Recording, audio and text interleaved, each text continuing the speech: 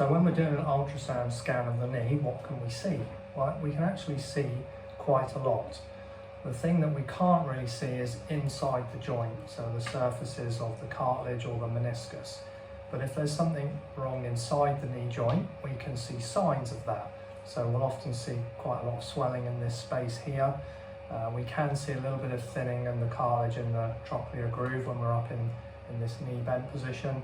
And we'll oftentimes, if we look around the edges of the joint, we'll see some osteolysis, which is like a build-up of osteophytes or build-up of bone around the edges of the joint, suggestive of arthritis.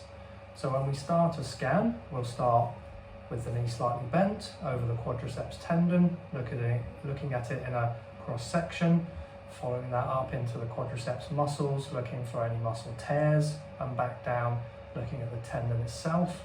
Then we can flip the probe longitudinally and look at the quality of the tendon to see if there's quadriceps tendinopathy or if there's any intra-articular swelling which might suggest arthritis, meniscal tear, ligament tear.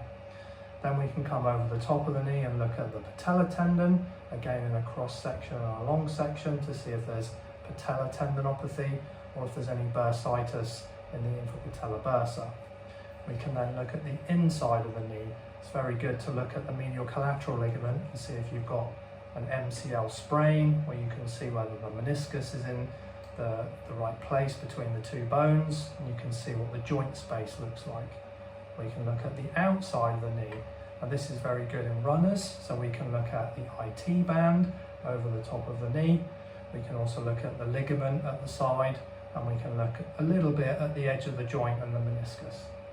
In the back of the knee, we can see the hamstring tendons very nicely, and we can also see if there's a swelling in the back of the knee called a Baker's cyst.